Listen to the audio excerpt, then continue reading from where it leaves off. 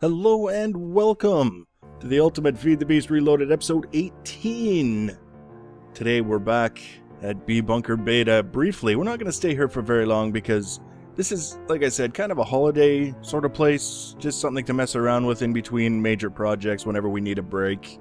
Not a whole lot has changed. It's mostly the changes and additions that I made in here that are going to stand out, if anything. But you can see, if we just kind of take a bit of a hover over here, we've got quite a few leaf blocks that are ready to be harvested for the whole tree grafting experiment. You can see I've got F7. This is where monsters can spawn red X's, and now they're gone because I was doing a little bit of work digging some stuff, and with the 9 vision goggles, kind of tough to remember all of the details sometimes until something explodes.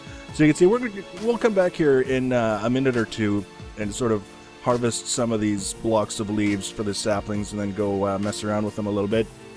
Just going to go through here quickly and show you what I've done since the last episode, because we've got something else that we need to take a look at that might be a little bit more me, because this whole bee and tree thing is not exactly my thing. So number one is these grafters, and I understand the point. The whole idea is that the grafter, whenever you use it to break a leaf block, pretty much guarantees you get a sapling. So if you gave the grafter any kind of real durability, it would be a little bit out of whack, because you're not supposed to be able to get a sapling from every leaf block every time you break a leaf block. So this is just to support the tree breeding thing. Still kind of a pain in the ass that they break. So rather than filling a chest with pre-made grafters, I've just basically brought a bunch of bronze ingots and sticks with me that will allow me to make grafters as I need them without taking up a ton of space. And then I can put trees in here that I want to keep for whatever reason, although at this point I'm not sure there's going to be a lot of trees like that. So that's what I've done, literally almost all that I've done in support of the tree breeding. Not all, but pretty close. But then over here, this is kind of the crazy room.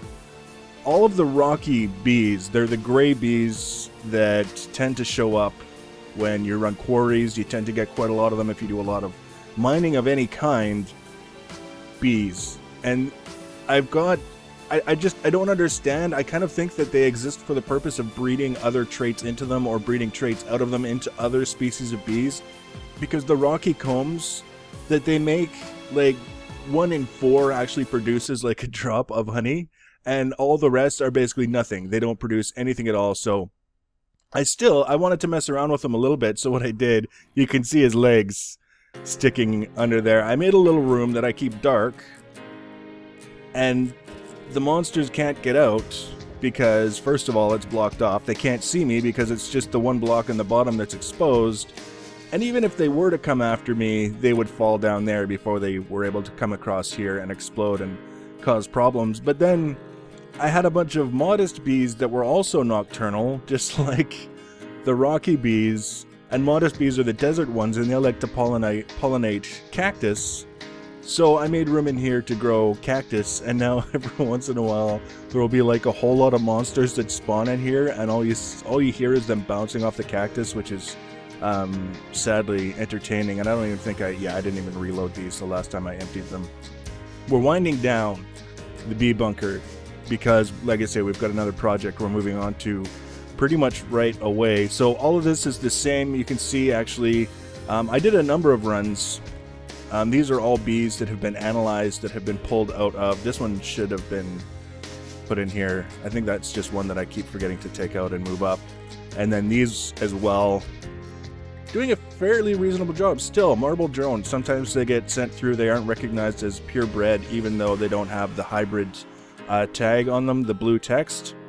I'm not too worried about it. They're always drones anyways. So that's all the bees that have been bred. And pulled out by my automatic system and sent through the analyzers, and then we've got purebreds up here, and they're all doing their thing, you know. So it's progress. It's a hell of a lot easier than doing everything manually, pulling them all out and running them through your bee analyzer and all that other stuff. But then I thought, what if I wanted to take it that next step in feeding the bees back into the apiaries properly matched with one another to get the result that I was looking for? I would need a lot more space. So I actually carved out this room up here to allow myself that space. And so far, all I've got for plumbing is a liquiduct that runs from our tank down in the basement level to these analyzers over here. And I've also got this pneumatic tube that's sitting here ready to go. It's actually already connected to all the apiaries from underneath. So one of my viewers was actually really good to point out that you can't feed frames into apiaries automatically. You have to put them in manually. Now, I've actually been getting all of my frames from my testificate village because I can get proven frames from them fairly easily, so it's not that often that I have to add new frames to the apiaries, but at least I'm not going to waste the time trying to figure out how to set it up only to find out hours later, no sir, it's not going to work. So that was cool. I like it when my viewers leave tips like that. These analyzers are for the trees. And I kind of, this is literally the very first sapling that I pulled off of one of the trees. I don't even think it was a crossbred leaf block. It was just a little bit different color, and I think that's because it was near the border with the desert. But all it shows you is the height that it grows to and the fruit that it produces. So far, maybe different species, it'll get a more robust listing of information, but I don't know if it's really worth it to me. But the analyzers, as far as I can tell, still want honey to run this operation of the detection and the shenanigans. I'll find out soon enough. If I'm wrong, then hooray. But if I'm right, boo for silliness. Regardless, so that's what we've got. We've got the option to analyze our trees. We can just put them in this chest here, actually, the saplings. You can see we've got a filter back there on a pulse from the wireless receiver. Feed it up into the backs of the analyzers, and then I could automate the extraction of the saplings and send them downstairs, whatever. I mean, it's a thing. It's something, like I say, I can work on whenever. So let's take this. We'll make one more grafter, and then we'll take all the monster bits out of the way. Get out of the way. And then we'll go grab some leaves and we'll push them through the analyzer and we'll see what we get. I'm not expecting a lot because this is the first run. Like I say, we haven't been harvesting these on a regular basis at all. But we'll see what we get out of them, and then we'll tuck them away and we'll go look at some other stuff. Some other things that are maybe something that people have been looking forward to since Tech-It. But who knows? Who knows? We'll just get kind of a cross section of the available shenanigans. We got some dark green ones that are... Oh, yeah, we wrecked that. We wrecked it. We ruined it. So that's why we're not going to be an arborist. You know, it's just... Our hopes and dreams of spending the rest of our years in a tree farm just shot to hell by that one stupid thing. But we've got this guy here. Grab him. We got this guy. Sure, why not? And these guys. Sure, why? Blue leaves. Hard to go wrong with blue. When I was in high school, we actually had a blue tree in our front yard. You had to kind of, first of all, be told that it was blue, and then you had to look at it for a while, and then the blue would sort of pop out, and you'd be like, oh yeah, it is, but it was blue. So, we'll take these up here. I just want to put a couple of these that haven't been analyzed in here and see if it actually goes into the analyzers. Yes. So it's working. Like I say, I don't know if it's actually going to consume any of this honey, or if it's just the honey's just going to sit there forever. But eventually, the way this is going to work, like anything with... Oh, there, now you can see it. With anything red power tubes, this guy is going to run out of honey before any of the rest. Unless I, you know, start running bees through the apiaries and start adding more honey. But that's how it goes. So this guy... Apparently, it's an oak tree that produces cocoa. So, forget cider... In the winter, you get the cocoa. So we're just going to jam a bunch of these in here. And see. No, I'm not seeing the honey move, so maybe I was wrong. Maybe I was foolish to make up all that extra liquiduct and pipe all that honey up here. The tank is now empty. Silver birch sapling. Alright, so let's see. We got no fruit at all. So I traded cocoa for nothing. This guy... I wonder if you can squash these into DNA. Maybe we'll try later. Average height produces cocoa. Red spruce, silver birch hybrid. Small tree produces nothing. Red spruce. Alright, red spruce. Apple oak. Small tree produces nothing. And apple oak, small nothing. Small apple. So we got some hybrids. We got some purebreds. I think about the most interesting thing to come out of this are... it's a birch tree that produces cocoa. If it was our goal to make, say, like a Jaffa factory or something where we needed chocolate, this would be a victory for us. Not really enthusiastic. Oh, larger. I guess that's nothing new either. Larger and cocoa. Average and cocoa. Small none. Alright, so lots of chocolate. Lots of chocolate to be had. Let's get out of here. Let's go check out our freshly made hell. If I could remember where I left the portal. I try not to lose my portals, but sometimes it happens. You can see I've got a growing row. This is a new one. And we made it in without crashing. That is a victory. This is another Mystcraft age, obviously, because nothing that comes with the game looks like this.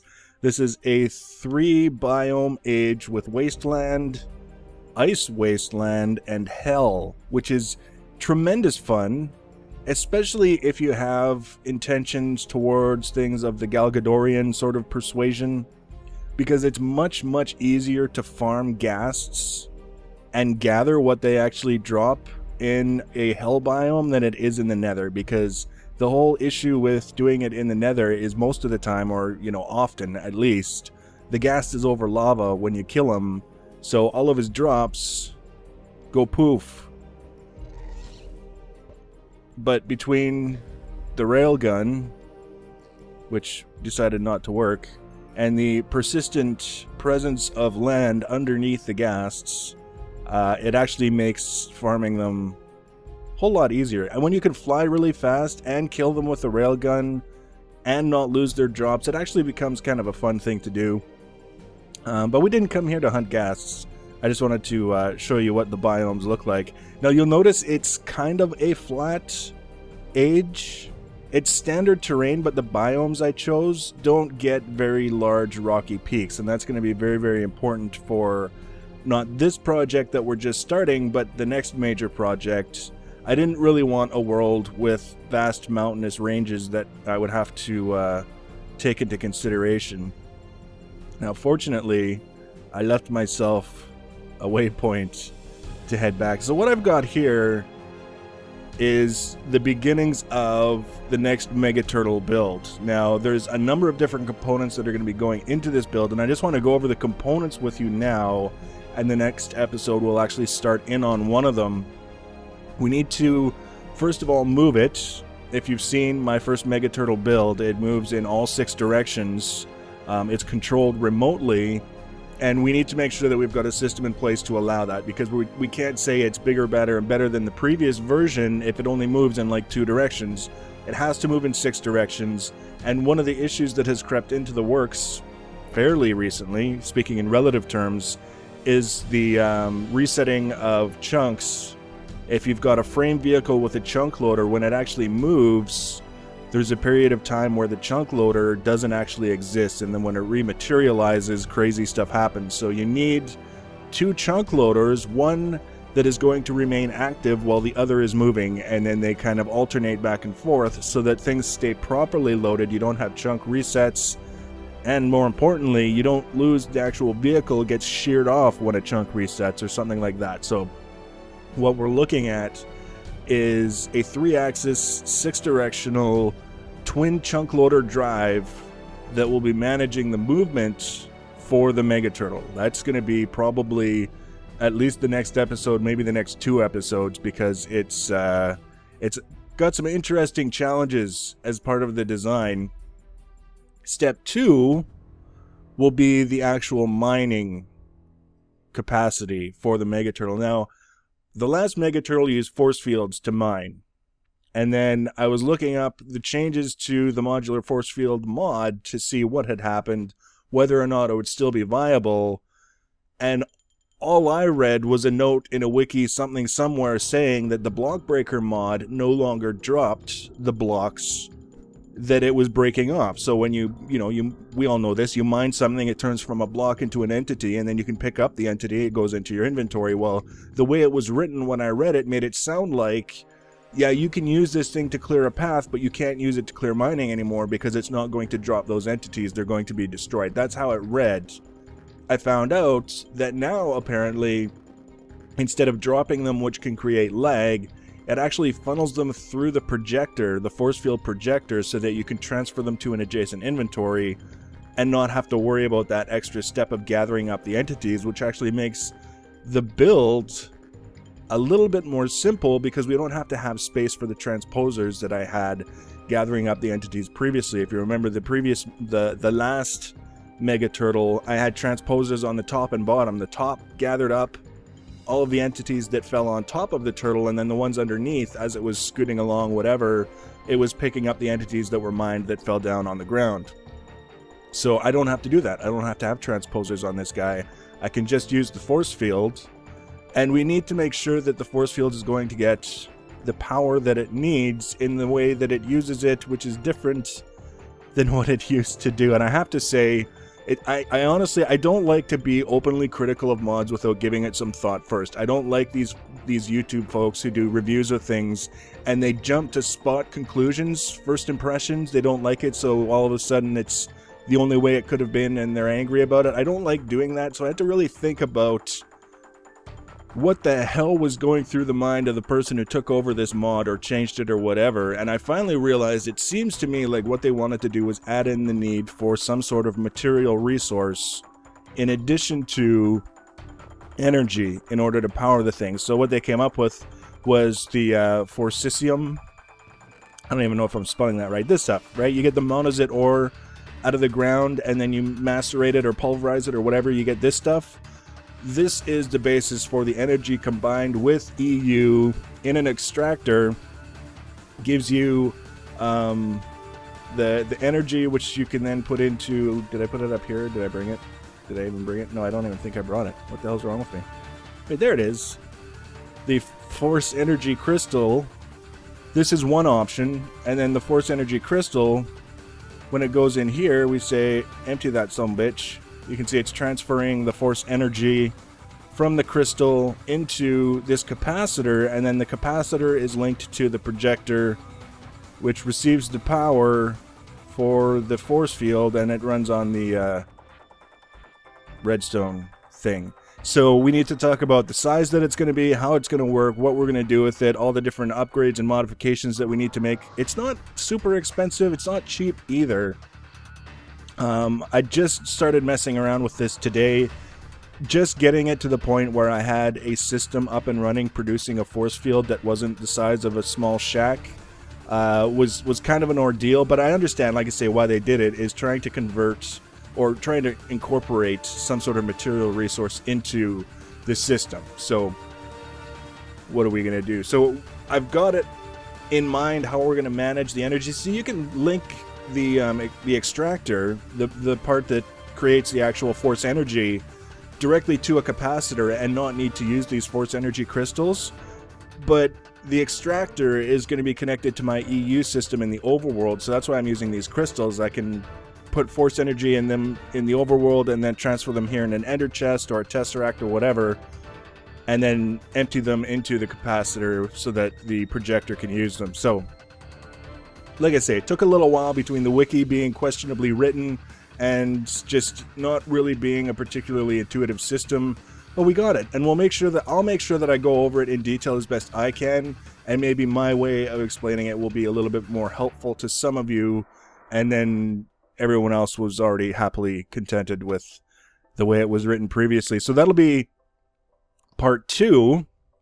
Part 3 will be the controls. Now, I'm going to tell you what I would like to do, and then I'm going to tell you what I think is going to end up happening. What I would like to do is have this set up most likely at the base level with a Red Power 2 computer system just like I had with the previous Mega Turtle, so that you can just say, I want you to go 20 blocks forward, and it does that. You don't have to keep pushing a button, you don't have to work wireless remotes over and over again. Simple commands make it go, hooray. What I would like to do is get some sort of computer craft triangulation system so that it knows the location of the turtle at all times, and then I can say go to these specific coordinates and it will manage its own way there, and usually like, you know, 2-3 directions, whatever it has to get to those specific coordinates without having to worry about how many blocks it has to go in this direction or that direction. It'll be all automatic. Just go here and it'll go there. That's what I would like to do. I don't know if I'll be able to manage it because of my inexperience with LUA, but I mean, we have to set goals and we have to try new things, otherwise we don't learn. So that's what I'm prepared to look into. One way or the other, it's going to be a beast tearing up the landscape, mining for us, and it's not going to be requiring a ton of user input in order for it to work. So that's sort of the overlying thing, is that it's going to work faster than a quarry, and generally just be a little bit more interesting and fun. And before I lock myself into this prison, doesn't seem to use a ton of energy either. For a fairly large force field to sit running like that for as long as it did, not too bad. As long as I can charge up these crystals faster than this thing can deplete them when it's in operation, we'll be fine. We'll be absolutely fine. So there's that. We'll have the 3-axis twin chunk loader drive system, the force field system, the control system, and then we get to do probably a big-ass time-lapse where the thing burrows itself into the ground and then just starts tearing things up and sending back vast quantities of resources. I think you'll be surprised at what it's going to look like when it's all done. So, a little bit longer episode this time, but I think it was worth it. I think some people are going to be excited about this build. I'm excited about it. I'm going to look forward to it. So that's what we'll be working on the next one. The next episode, we'll get the drive system in place, hopefully, and get it all tested and described and explained, and then onward, ever onward. So if you're looking forward to that video and you have not yet subscribed to my channel, the easiest way to be notified when I add it is to subscribe. So thanks for watching, guys, and take care.